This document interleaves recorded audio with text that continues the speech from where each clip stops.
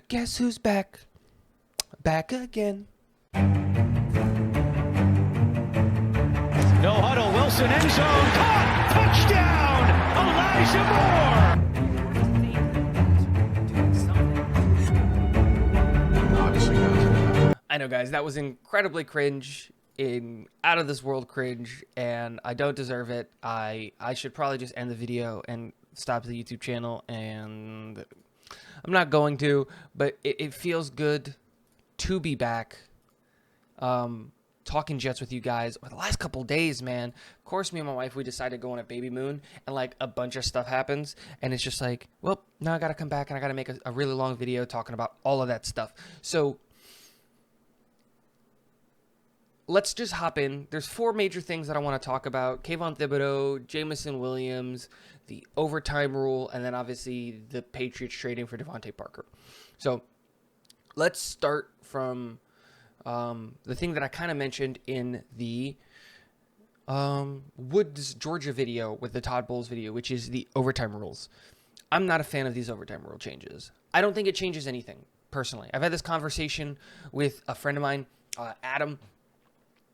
He's probably watching this video. Thank you, Adam, for watching the video. I appreciate you. And he's actually going to be coming on for us to do a full first-round mock draft, which you should see Monday. Very, very exciting. But I'm not a fan of the overtime rule changes because I don't think it addresses the problem of the coin toss deciding the game. I just think it defers now, that the coin toss isn't decided where you automatically take it. And I know what people are going to say, right? Mike Tomlin decided to defer and get the ball afterwards. It's like, Mike Tomlin is the exception of the rule that proves the rule. Like, I'm not going to sit here and say, yeah, everyone should defer, like, in the old rules and how it works. No, you absolutely take the ball. Offenses win you games now. Like, the rules have been put in such a way that the defenses can't really do much nowadays, like, at all. And so you, of course, you put the ball in the hands of your best playmakers, which nowadays happen to be your quarterbacks. And your quarterbacks are going to go down the field and score in the big-time games, right? It's the same thing that would have happened in Buffalo, which is in that Buffalo-Kansas City game, which is Kansas City got the ball first. They marched down the field, and they scored. And, like, Buffalo's defense, I'm pretty sure at the time was the #1 defense in the league. I could be wrong, but I'm pretty sure it was the #1 rated defense in the league. And it's just like they couldn't stop Kansas City. And Kansas City has a high-powered offense, absolutely. But they weren't, like, the best offense in the league that year, this past year. It's hard not to be a great offense when you've got players like Tyreek Hill and Travis Kelce and Patrick Mahomes throwing the ball to those guys. But, like, they weren't the best offense in the league. They were really, really high-powered, and they had a really high-octane scheme and things like that. But they still had holes in their game and things like that. Now, that being said, of course Patrick Mahomes went down and scored the touchdown. They won the coin toss. They're going to elect to take the ball. The game ends after they score a touchdown. They control the whole game because they have possession of the ball. Whoever has possession of the ball controls the game. Now, if we rerun that same situation, does Kansas City believe that their defense can stop Buffalo? Absolutely not. Do they believe that their offense can go down there and score? Absolutely. So what do? You just defer. You get the ball second. Why? Because Buffalo's going to go down and score.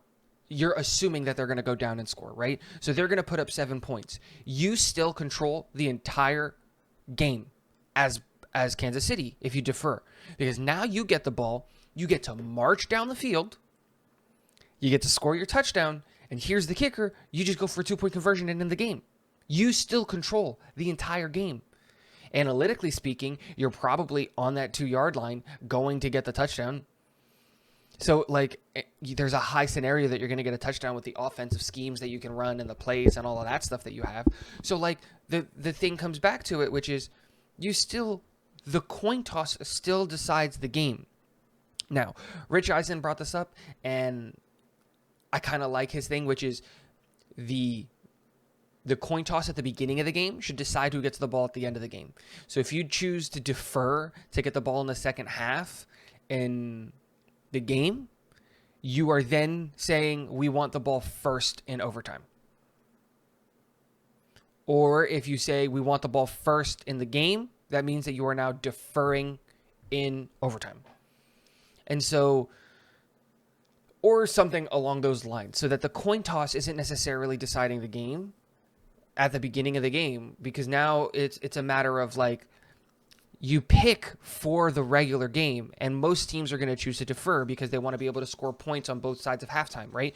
You want to be able to go into halftime, put points, and get the ball back so that you can double up on the points and get two things of possession.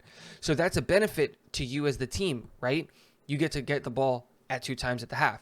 Now what happens is you're sacrificing it a little bit because now your defense has to win you the game on the back half of it. So there's a lot of interesting things here.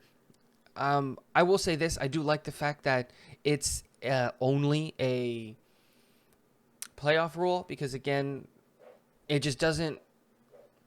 We're going to see this happen, and we're not going to see a big change. The coin toss is still going to decide the game. Teams are going to decide to defer, and whoever defers is probably going to end up winning the overtime more often than not. And the statistics, I'm almost positive, statistically speaking, the winner of the coin toss is like that percentage of who wins the coin toss to who wins the game isn't going to differ that much. I think it's at like a 70% clip right now. I think it's going to stay right there. And so we're going to see that going on. But those are my thoughts on it. Let me know what you guys think in the comments. I'm really interested on what you guys think on the overtime rules because, like I said, I'm not a big fan of the changes because I don't think it changes anything. I don't think it still puts the game's decision on the coin toss. If it were me, I would say we give the teams an additional 10 minutes. That's what overtime is. It's 10 minutes. Whoever... you follow the same kind of trajectory. Whoever got the ball in the first half is going to get the ball for the first part of overtime. And that's just how it is. There's no coin toss. We just move forward. Whoever had the ball in the first half is going to get the ball. And your job is you got 10 minutes. At the end of those 10 minutes, we got to have a winner. And that's what I would do for the regular season. And then for the playoffs, I would do 2 10-minute halves so that we add like another quarter or whatever kind of a thing to just kind of make it a little bit more fair. I would also take into consideration instead of 2 10-minute halves, maybe a full 15-minute like overtime period. And like that's how it works. At the end of the 15 minutes, whoever's on top wins the game. That's it.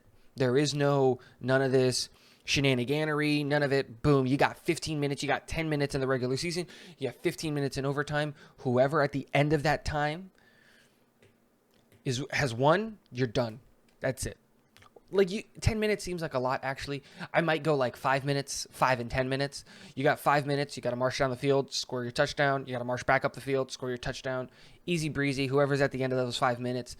If there's only one possession, it's one possession. If it's 2 possessions, it's 2 possessions. But at this point, it's more football is going to win the game because it becomes gamesmanship and not just you still have time management as a part of football. So that would be my take on the overtime rules. Now let's power through some of the other news, Jets-related news that came out over the last couple of days while I was in Georgia. The first thing is Kayvon Thibodeau's Oregon Pro Day happened, and we got reports that the Jets were meeting with Kayvon Thibodeau, which is good. They should meet with Kayvon Thibodeau, and we saw him do his full sets of workouts, which were very, very impressive.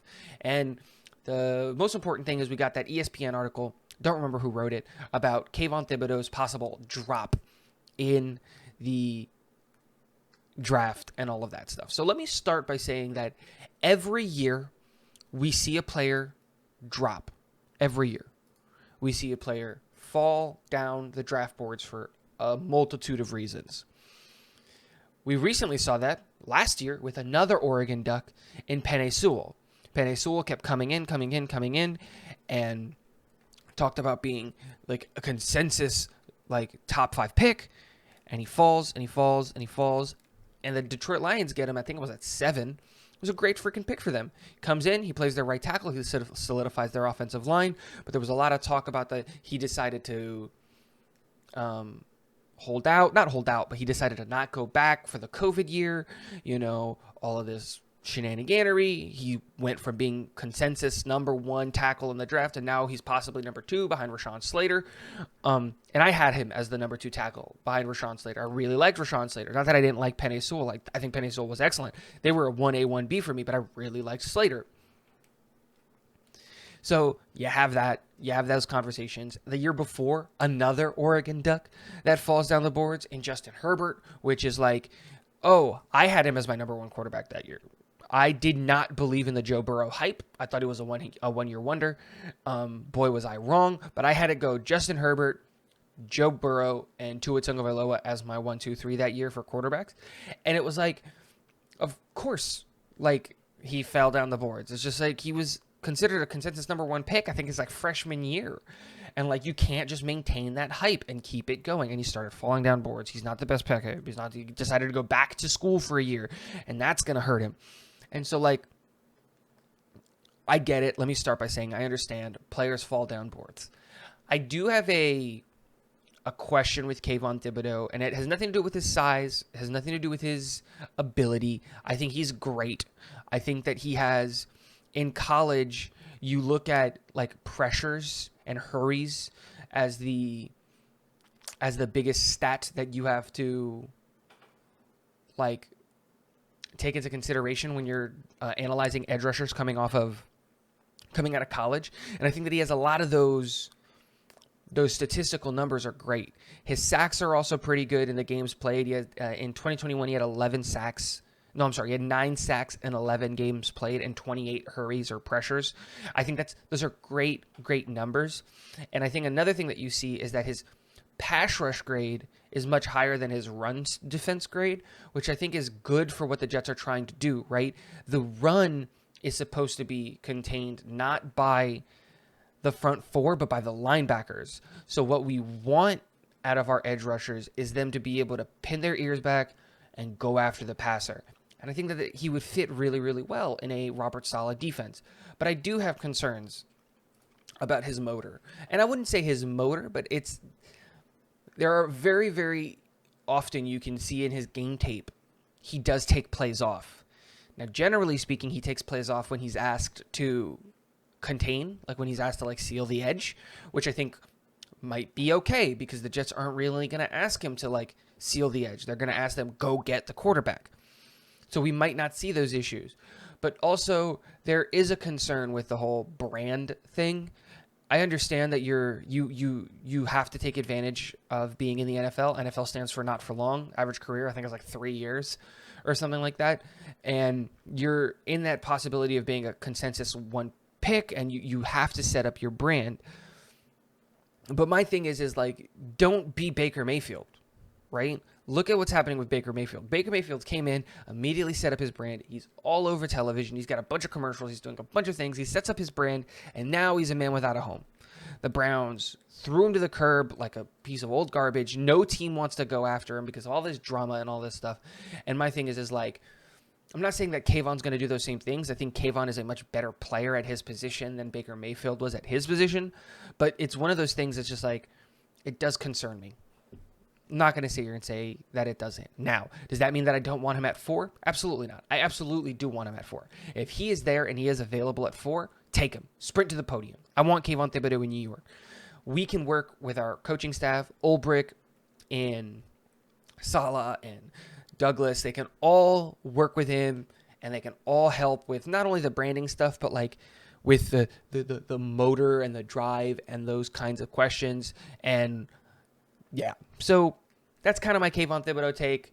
It's like, I know it's interesting, but like, not that it's interesting, but it's just like, I do have the concerns, but it's not an injury concern that I have. So a character concern, and it's not even like a major character concern. It's not like the rumors are coming out that he's being like a dick to his teammates or that he's like a locker room cancer, which are the 2 biggest things that I would care about. It's just the fact that he kind of cares about his brand and he kind of cares about some things outside of football, which are good, but also like I kind of want my football guys to be football guys. It's really it, right? But let's move on. Alabama's Pro Day happened. And we got a video from Adam Schefter about Jameson Williams. You heard it right. Talking more about wide receivers. Seems like that's all we're going to do. Now, Jameson Williams is an interesting prospect because he hurt himself in that game, right, in that final game that he had in the championship, torn ACL. And people were talking about how he might miss time, right? He might, like, miss a lot of time. And so my thing is with Jameson Williams is I think he could have been a consensus number 1 wide receiver in this draft. But my biggest concern with him, and my biggest concern with him translating to the NFL, is going to be my same concern that I had with Devante Smith, which is his size. Devante Smith was small and skinny.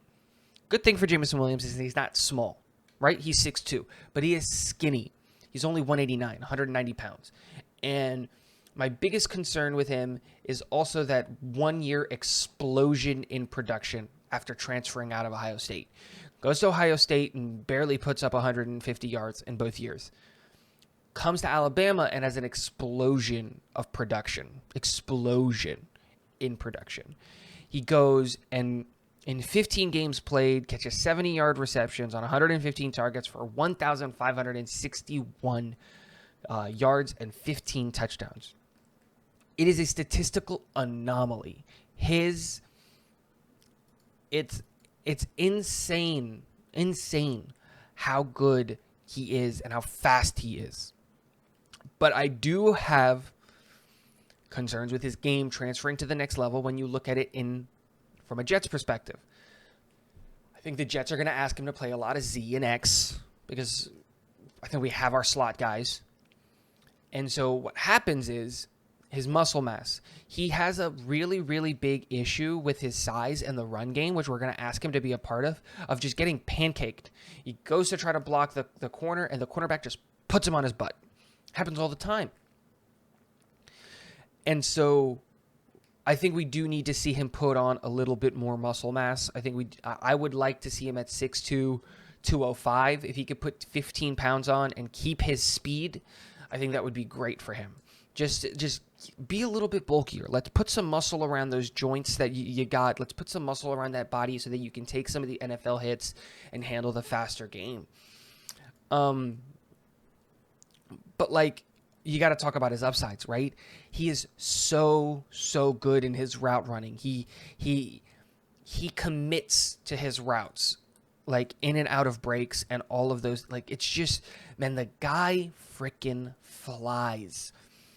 And that's good for a team. He's, like I said, it's just, there's a lot of conversation now after the video that he might be on the board for the Jets at 10. And if we got Jameson Williams at 10, I don't think it's a bad thing. I actually think it's very interesting because that would give Denzel Mims a shot to come in because he would essentially become our wide receiver 4 while Jameson is recovering. And then Jameson comes in, and Jameson would probably become wide receiver 4 in our scheme off of the rip, and he would work his way up in production to try to become our wide receiver 2. Because I think Elijah Moore is going to be wide receiver 1. I think the Jets are in love with him and his production and what he brings and that. But my thing is with Jameson Williams is I don't have a problem with that, with him as a player. I just look at some of the other wide receivers in this class, and I think that we're going to be taking a wide receiver in this class if we don't trade for a A.J. Brown or a DK Metcalf. But if we are taking a wide receiver, I think we've narrowed it down to 3 guys. I think those 3 guys, for me, from what I kind of get of a read of what the Jets are doing, is Treylon Burks, Drake London, and then now you might see a possibility of Jameson Williams.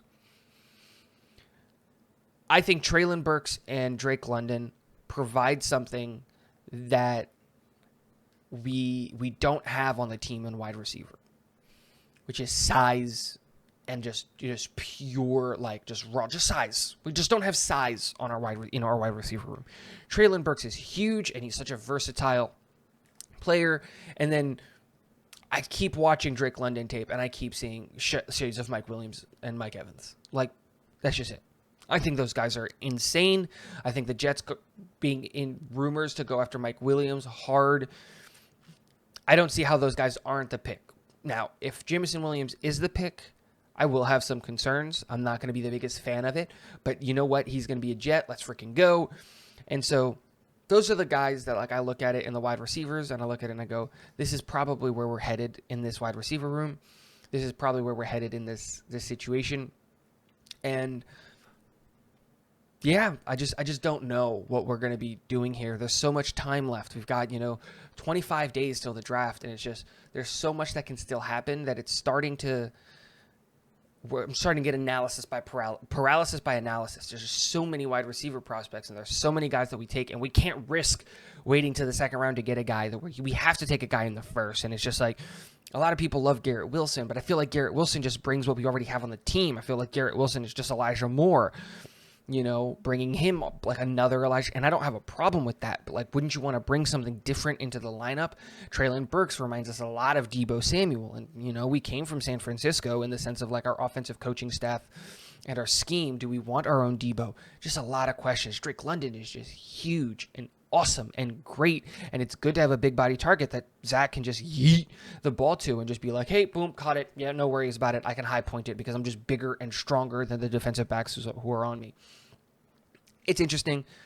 Let me know what you guys think in the wide receivers. Like, again, I think ultimately we try to trade for one with our second round picks so that we can use that first round pick on like a linebacker or a cornerback or something else on the defensive side of the ball. But I don't know. I really, really don't know what's going on there. Moving on, let's talk about the last thing, and this one should be quick. Devante Parker traded to the Patriots. Very interesting interdivision trade. You don't see that very often. You don't expect that very often, and it's just interesting to see. Like I said, the trade compensation was a third-round pick from New England, and then it was Devante Parker and a fifth from Miami. So it's very interesting.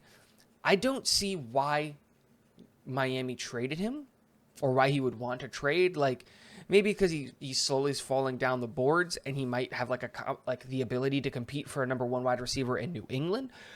But my thing is like, if you're in a stacked wide receiver room, you're going to assume that you're going to be open more if you're Devante Parker, because like the teams, like if they run 3 wide receiver sets, I don't know. It makes a lot of sense for New England to trade for Devante Parker. They need the wide receiver help. Investing a third-round pick is almost nothing when you look at that from that perspective. So, interesting to see. I don't think it changes the landscape of the AFC East very much. I think we've as the Jets have handled Devante Parker for a long time. He's staying in the division. We can continue to handle Devante Parker with the team that we have moving forward. And I still have concerns about Mac Jones. So it's just like, is Mac Jones really going to be able to do those things that we care about Devante Parker coming in? Is the wide receiver room in New England really that great now they've added Devante Parker? I don't think so. I think it's a massive upgrade to their wide receiver room adding Devante Parker. There's a lot of talks that the Jets should probably go after Devante Parker. But, like, I don't think Devante Parker is a massive game changer for what the Jets are bringing and everything like that.